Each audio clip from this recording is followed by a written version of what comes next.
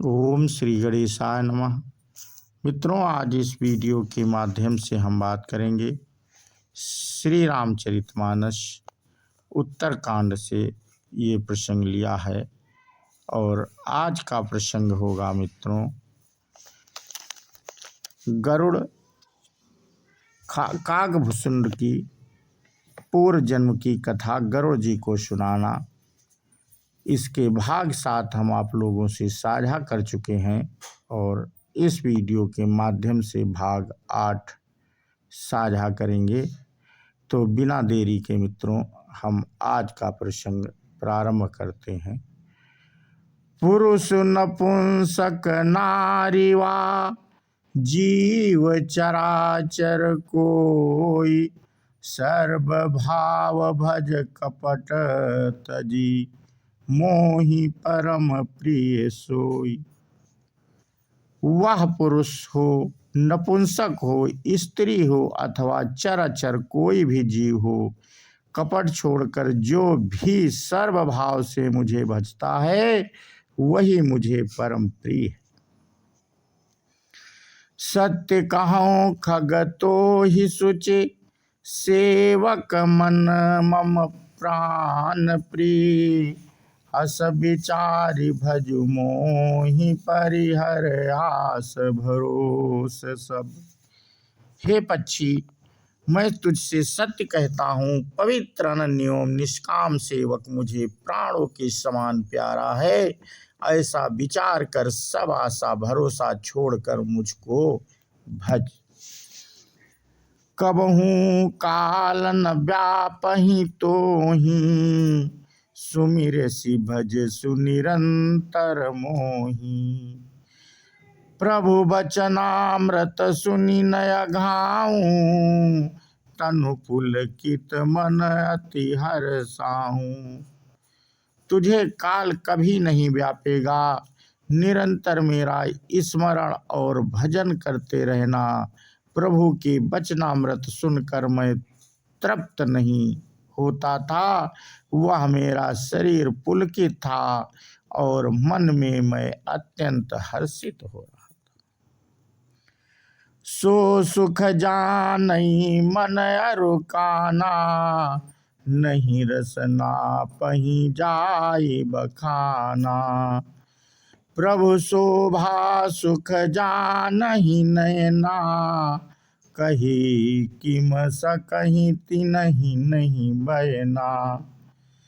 वह सुख मन और कान ही जानते हैं, जीव से उसका बखान नहीं किया जा सकता। प्रभु की शोभा का वह सुख नेत्र ही जानते हैं, पर वे कैसे कह नहीं सकते, उनके वाणी तो है ही नहीं।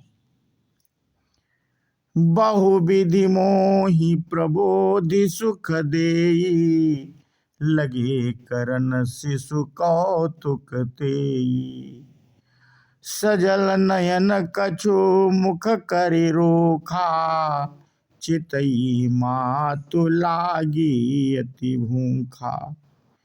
मुझे बहुत प्रकार से भली भांति समझ कर और सुख देकर प्रभु फिर वही बालकों के खेल करने लगे।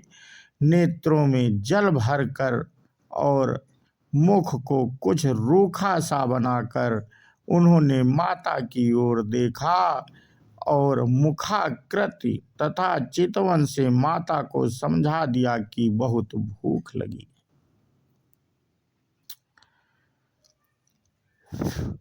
देखि मातु आतुर उठि धाई, कही मृदु बचन लिए उर लाई। गोद राखी कराव पय पाना, रघुपति चरित ललित कर गाना। यह देखकर माता तुरंत उठ दौड़ी और कोमल वचन कहकर उन्होंने श्री राम जी को छाती से लगा लिया। वे गोद में लेकर उन्हें दूध पिलाने लगीं और श्री रघुनाथ जी उन्हीं की ललित लीलाएं गाने लगी। जेहि सुख लाग पुरारी शुभ भेष कृत शिव सुखद अवधपुरी नर नारी तेहि सुख महु संतत मगन। जिस सुख के लिए सबको सुख देने वाले कल्याण रूप त्रिपुरारी शिव जी ने अशुभ भेष धारण किया, उस सुख में अवधपुरी के नर नारी निरंतर निमग्न रहते हैं।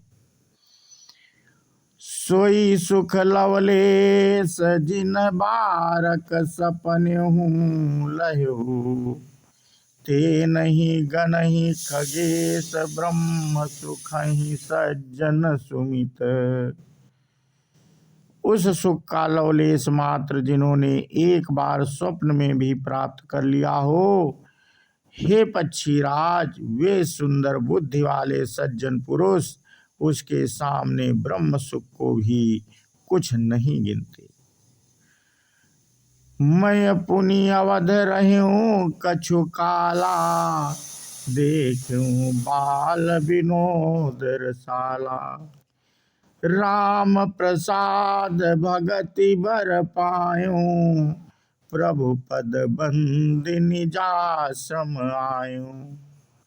मैं और कुछ समय तक अवधपुरी में रहा और मैंने श्री राम जी की रसीली बाल लीलाएं देखी। श्री राम जी की कृपा से मैंने भक्ति का वरदान पाया।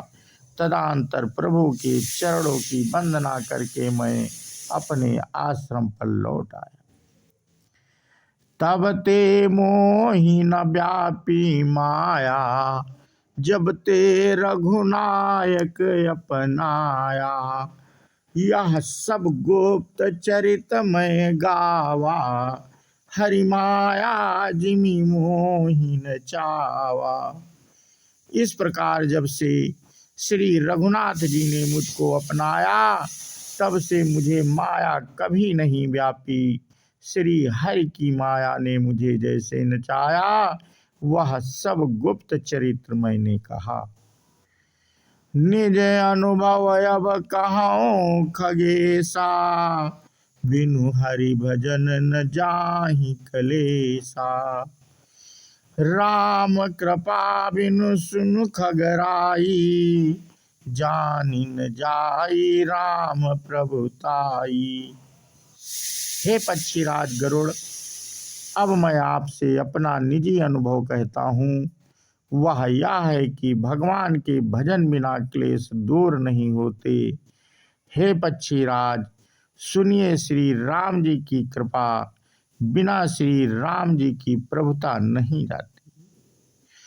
जाने बिनु न होई परितीति, बिनु परितीत होई नहीं प्रीति। प्रीति बिना नहीं भगति दृढ़ाई, जिमि खगपति जल कै चिकनाई। प्रभुता जाने बिना उन पर विश्वास नहीं जमता। विश्वास के बिना प्रीति नहीं होती और प्रीति बिना भक्ति वैसे ही दृढ़ नहीं होती जैसे, हे पक्षीराज, जल की चिकनाई ठहरती नहीं है। तो मित्रों, आज का प्रसंग हम यहीं पे समाप्त करते हैं और इसके आगे की कथा हम अपने अगले वीडियो के माध्यम से साझा करेंगे।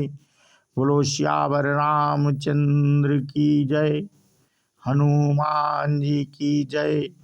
जय हिंद, जय भारत, वंदे मातरम।